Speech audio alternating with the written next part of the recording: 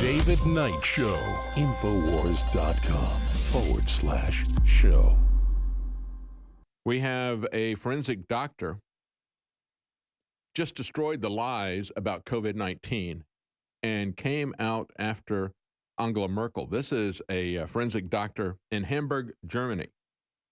The head of Hamburg's forensic medicine, Professor Klaus Püschel, has vast experience in autopsying individuals who've died with coronavirus in Hamburg, Germany. During an appearance on German television, he stunned the audience by claiming that the hysteria over the coronavirus is completely exaggerated. He says as all fatalities that he examined had serious previous illnesses which would have resulted in death with or without the virus.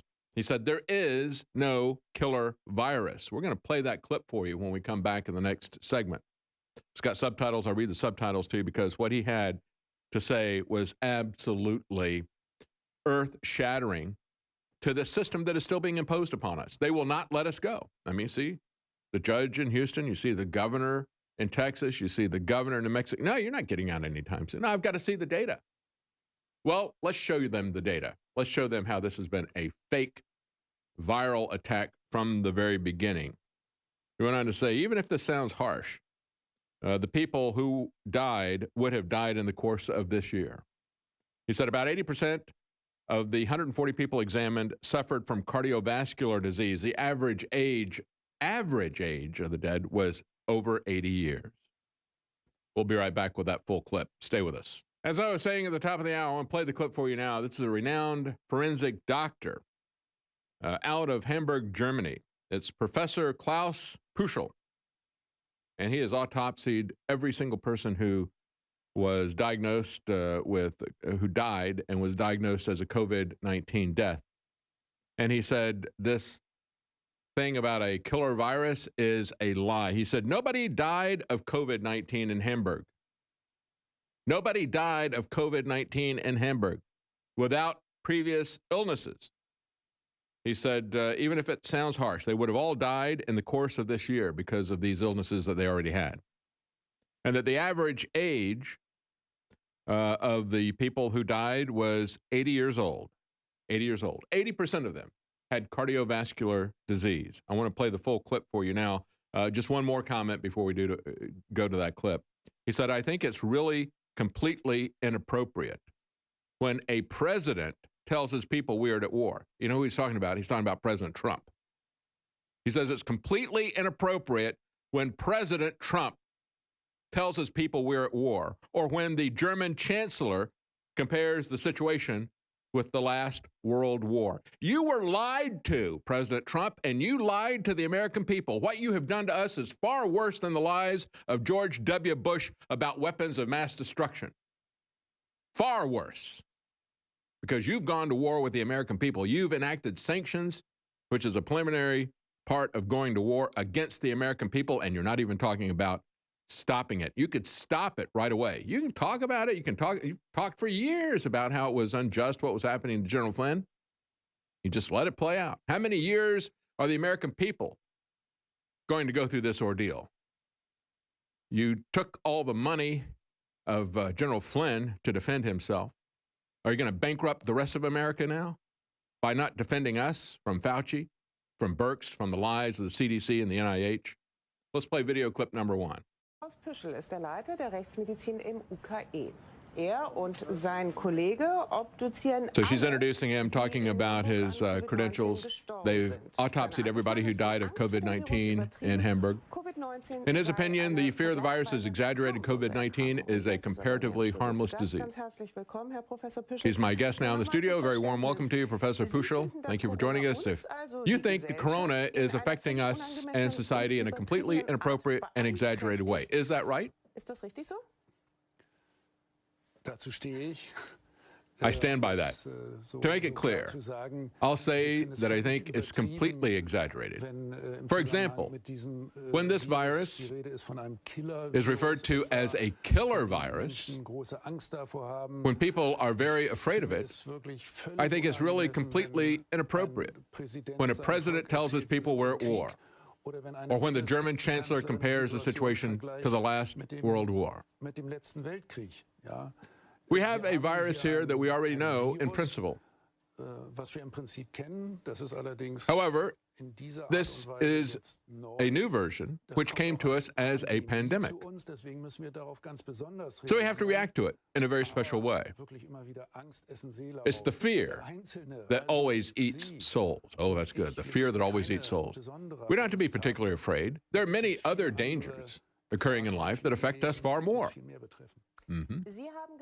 10 days ago, she says in an interview with a major newspaper, you said that you hadn't had a single case of COVID-19 on your dissection table. Not one had died from the illness of COVID-19 without another pre-existing condition. Is that still the case? Yes, that remains the case. All COVID-19 deaths for this region, which have now passed 100, have been autopsied, and each one had serious pre-existing diseases. They were between 50 and 100. They were between 50 and 100 years old. The average age is 80 years old. This indicates clearly these are people who aren't in good general condition. Here, I must add that they all had at least one special, or rather even several diseases. The same thing we heard from Italy. Cardiovascular disease, heart attack, enlarged heart, constriction of the coronary arteries, calcification of the arteries, chronic obstruction, pulmonary disease, also liver disease, sclerosis, kidney insufficiency, metabolic diseases such as diabetes, mellitus, dementia, and in such conditions, the immune system is weakened and does not react adequately. That's right. So the underlying causes, and we saw this from the very beginning, even before the lockdown that was done here in America by President Trump's recommendations and guidelines that he regurgitated from Fauci and Birx. They fed him those lies, and then he vomited them all over America. We knew this. We'd seen the reports from Italy. I'd report it. It was actually put out first by John Rappaport. Many other people then followed up and reported from the Italian Health Agency. They said, look, the average age is over 80. And we haven't found, at that point in time, they said, everybody that we've looked at, everybody had multiple conditions. Most of them had 3 conditions that would have killed them anyway. They said, there's only 3 people that we haven't identified yet, but we haven't finished studying them. We don't know what they died of yet. And yet, Italy remained locked down for a long time, hard lockdown, and then President Trump let Fauci and Birx lock us down and has kept us locked down. He goes on to say, the fear that this is a killer virus, that many will die from it, is completely exaggerated. We have to make it clear that we don't want to be in a glass case. We can't protect ourselves from everything. You understand? It is not just a glass case. It is a glass cage that they've put you in. It is a psychological cage. You've been gaslighted in this, or maybe we should say glass-lighted. I don't know. This virus is completely low risk. You hear that? This virus is completely low risk. Low risk. The virus is also by no means a death sentence for the elderly or the sick. Most will survive the disease. This virus affects our lives in a completely exaggerated way.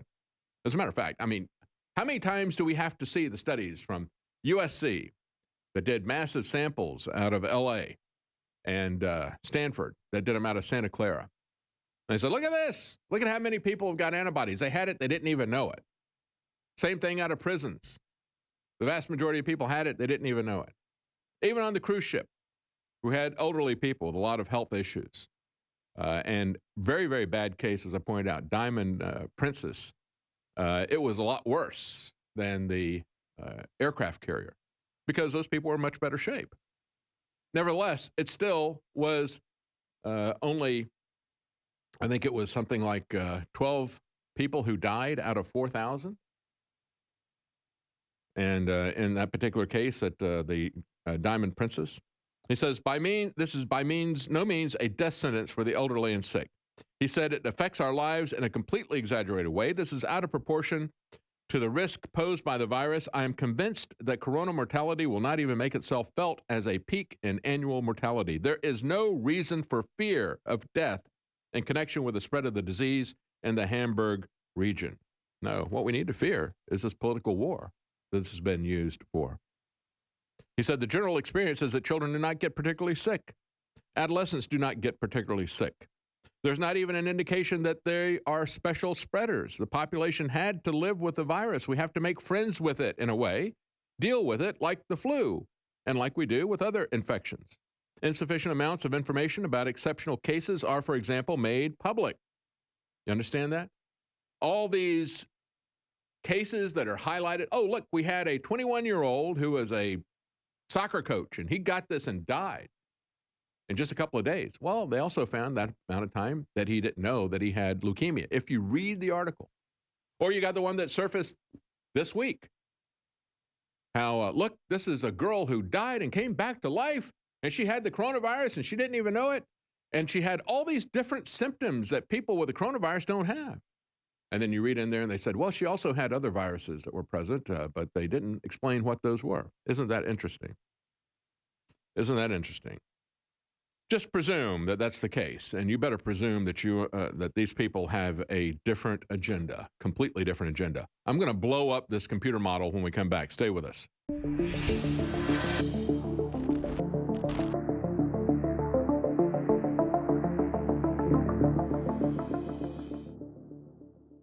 I'm always excited about InfoWars Life products. They're amazing, they're cutting edge, you love them, I love them, and they fund the InfoWar in the face of the globalist onslaught.